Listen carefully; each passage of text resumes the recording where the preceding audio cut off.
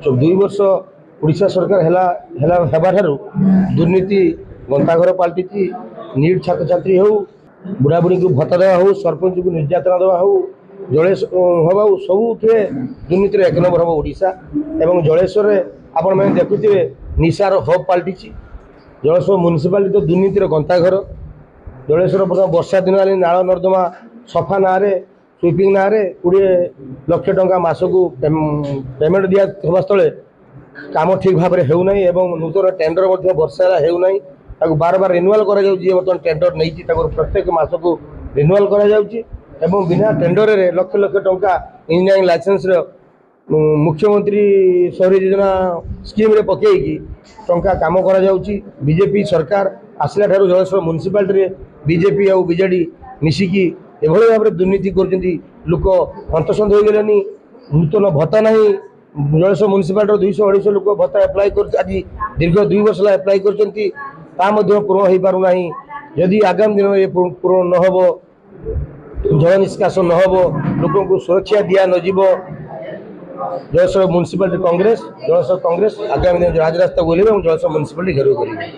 राज्य में 2 वर्ष सरकार जो भाई तार सफलतार कथा कहूँ सी एक मिछ प्रतिश्रुति जहाँ प्रतिश्रुति पानी गार संपूर्ण कथार से विफल बाली चालान ठू आरंभ कर ब्लॉक पीसी ठू आरंभ कर इवन निर्वाचित प्रतिनिधि अधिकार को से क्षुण्ण कर सरकार एक विफल सरकार ये सरकार एक कथा कुआ सरकार ये सरकार एक मिछुआ सरकार एक आज प्रमाणित होती ये सरकार को निश्चित भाव आगामी दिन में आम राजरास्ता को जीवु जदि सरकार नीति परिवर्तन न करती सरकार जदि विरोधी दल को विश्वास को न नियंती सरकार जदि जो भाव लोक जनसाधारण को मारण नीति अवलंबन कर सुभद्रा योजना 50,000 टंका देवे कोई क्षमता को आसते देले कौन 5,000 टंका क्षमता को आसवा पूर्व 300 यूनिट बिजुली छाड़ करने कथा कहते आज पर्यंत तो करना क्षमता को आसबार पूर्व कहते आम 3,000 टंका भत्ता देवु ता क्षमता को आसला 80% विकलांग बा 80 वर्षर वृद्धा वृद्धा को आम दवा कहते ये कथा सबू कथा एक मिछ कथा कही आगामी दिन में अच्छा दिन सरकार आसो अच्छा दिन आप मिल